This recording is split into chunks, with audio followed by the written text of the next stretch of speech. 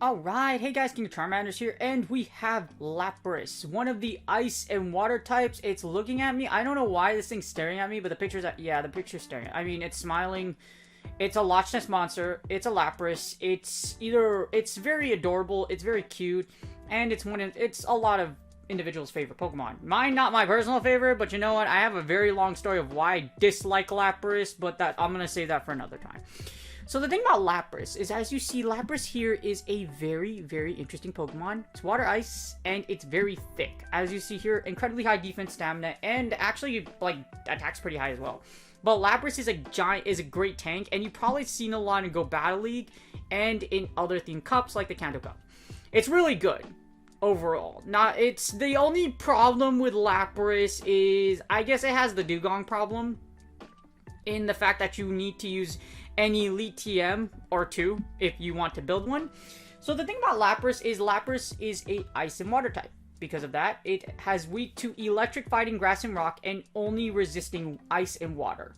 Which is good that it has those resistances, because in the Holiday Cup, there is a lot of things that have ice, like Weather Ball Obama Snow, or those avalanches from Frostless, and water types like Water Gun, like a mirror with like Dugong, where it has, or not mirror with Dugong, but like against Dugong where you got Icy Wind, etc. Weaknesses to you would probably be like Galvantula's Discharge, counter users, of course, Cross Chop from Obstagoon, Frenzy Plants from Venusaurs, and those Rock Blasts from A Graveler. So you do have a lot of typings running around where it can beat you and it can't beat you. Now, like I said, at a minimum, you'll be spending at least 1 or 2 Elite TMs. Well, I'm more like 1, because the thing about Lapras is that what's really important for Lapras is Ice Shard. Ice Shard is legacy. You can only get it from a raid day, or like research, from what I believe. So that's the only way you can get it. This was way back in the day. Otherwise, you're going to have to spend an Elite TM. If you already have one built, that's great. As you see here, Ice Shard does allow you to generate energy quickly, and it turns into the Ice Beam / Surf.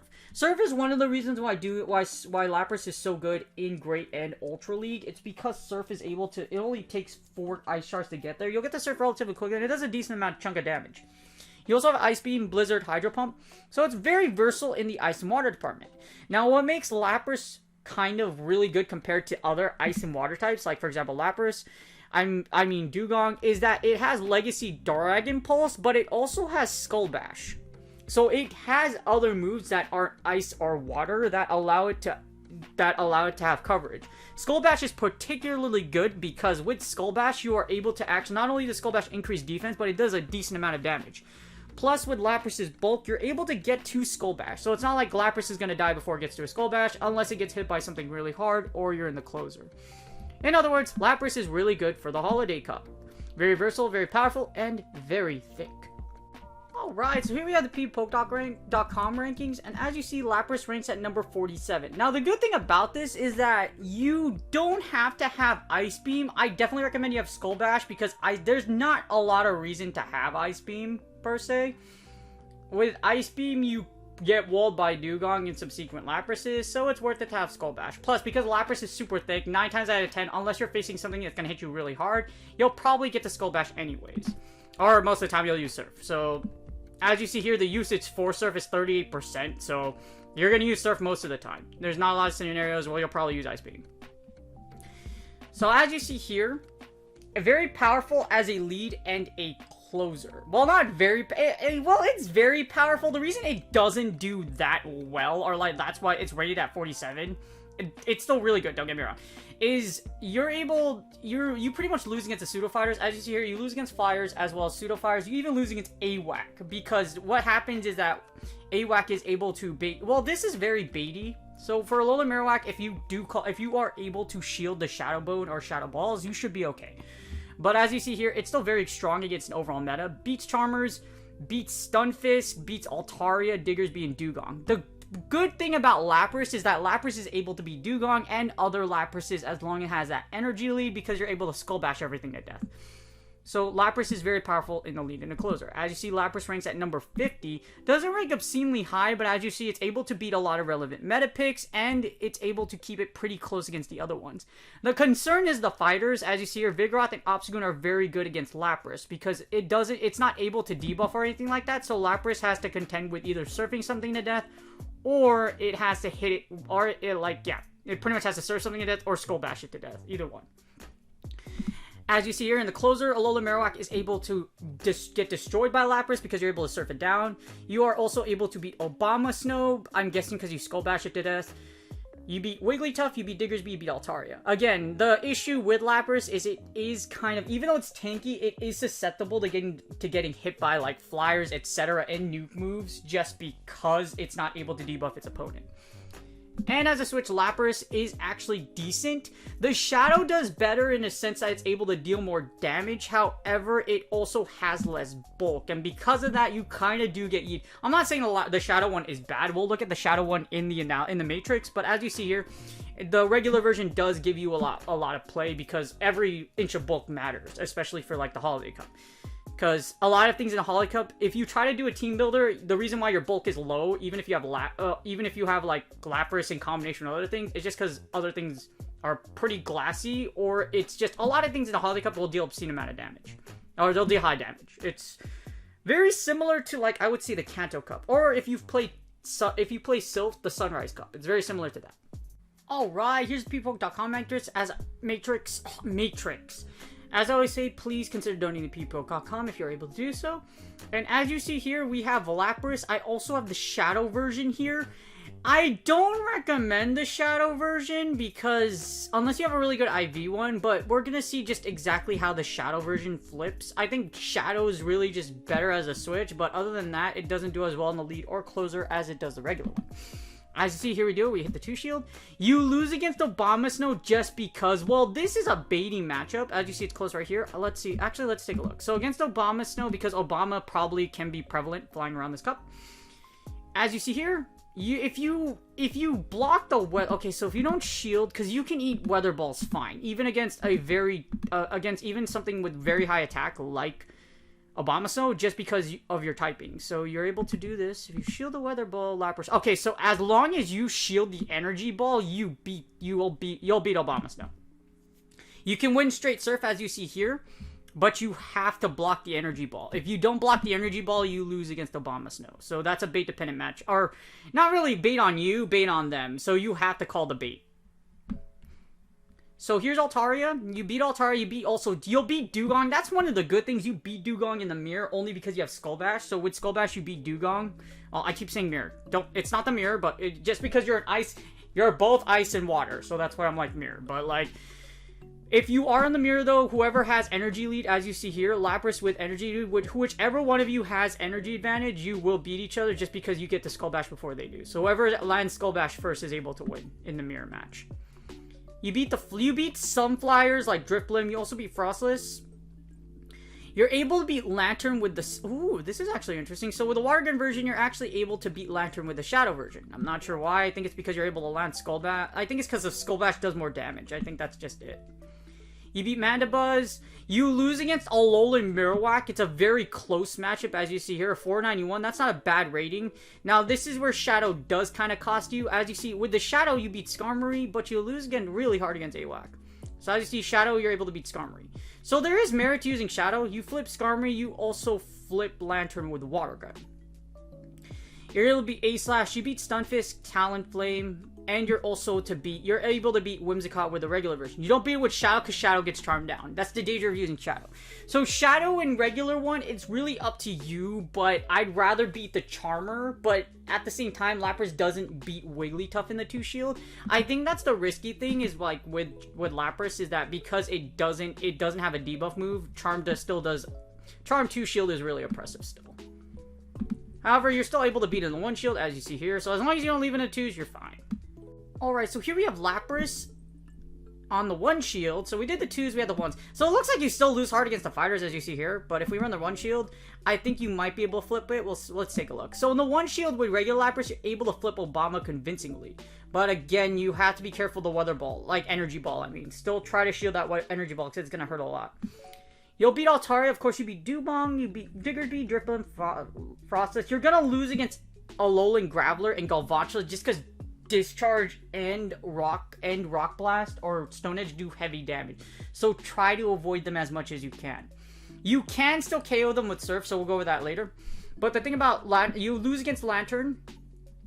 In the mirror, you'll win in the mirror. Okay, so in the mirror, here's what happens. Whoever has Energy League wins, or whoever wins CMP. So it's a really iffy matchup with Lapras in the mirror match.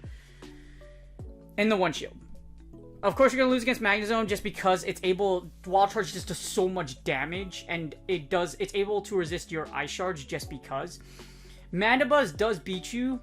I mean, no, not Mandibuzz. I mean, Marowak. Alolan Marowak is able to defeat you because you aren't able to debuff it, and Shadow Bone hurts. Well, I think you can, so let's take a look about this, because you beat Mandibuzz.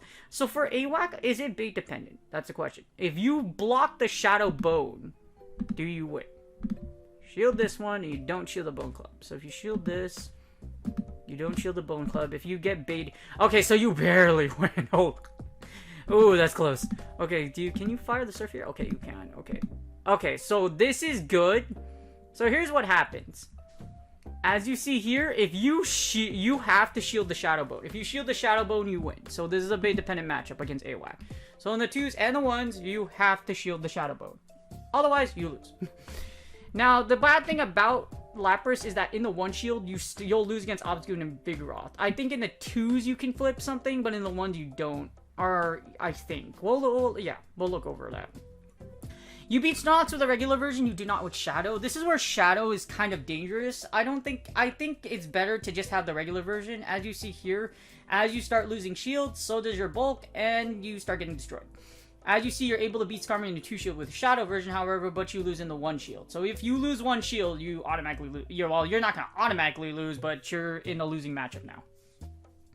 You do beat Snorlax with the regular version, however. You beat Stuntus, Talonflame. You also beat Whimsicott, and you can beat Wigglytuff. Now, this is where the Shadow also costs you. Shadow does lose against Wigglytuff in the 1 shield. So you want to... I would say regular version's better. Whereas you lose against the Charmers in the 2s, you will beat them in the 1 shield, which is good. So being able to flip the Charmer match is always good. So that's the 1 shield. Now let's see what happens in the 0. Alright, so we have the 1s. Let's do the 0s. Run the simulator. Again, the 0s, Lapras is still powerful. As you see here, you're able to beat Obama convincingly. You'll beat Altaria, Dewgong, Diggersby, Dripplin, Frostless. You can also beat all... Okay, so you can... So it looks like you can't... You beat Agrav with the Shadow version because the Surf is able to do enough damage. You don't beat it with the regular variation. But if you have energy advantage here, you should be able to beat Alolan Graveler. So there's a way out of this. You lose against Galvantula. You also lose against Lantern. You're able to beat... Again, this is really bait depending on energy and CMP. You're going to get destroyed by Magnezone. You beat Mandibuzz. You'll beat Alolan Marowak with the regular version. So I think as the justification for the original version being better. And you still lose against fighters. Yeah, you're still going to lose against the pseudo fighters. So yeah, you're still going to lose against pseudo fighters. That's what sucks. You lose against Skarmory, Snorlax. The superpower sucks. As in, it sucks because you're going to get hit by it, but you still beat the Charmers. So, in the 0s, I wouldn't leave Lapras in the 0s unless you have, like, energy. It's still decent. As you see, you're able to beat a slew of other matchups. Especially, like, I'd say Abomasnow is really important, especially because of Energy Ball. But, as you see, you're able to beat the Charmers. So, the 0s isn't bad. Now, how about the 1... So, if you have energy advantage... As you see here, with energy advantage, you're able to beat a majority of the meta, except Alolan Graveler still...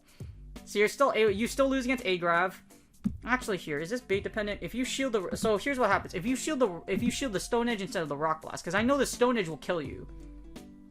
Yeah, Stone Edge kills you. So if you eat a rock, this is bait dependent. So don't shield this, but shield the Stone Edge. Okay, so this is a very ballsy matchup. So if you have big coconuts, you are able to beat Graveler because they have to call rock, that does 69 damage. This is hilarious.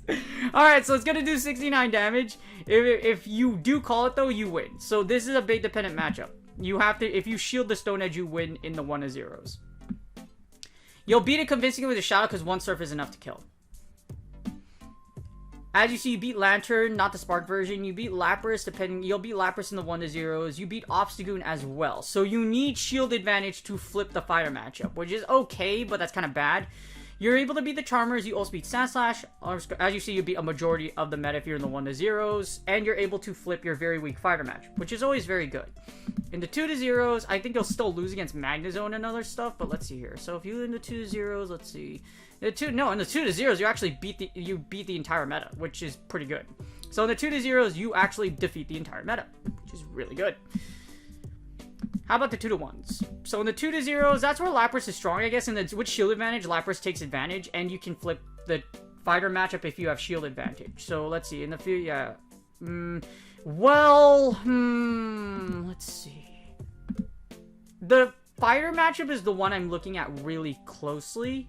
Because, okay, so you do one. Okay, so they can just straight cross chop you. Okay, so you need an energy lead to win in shield. Ooh.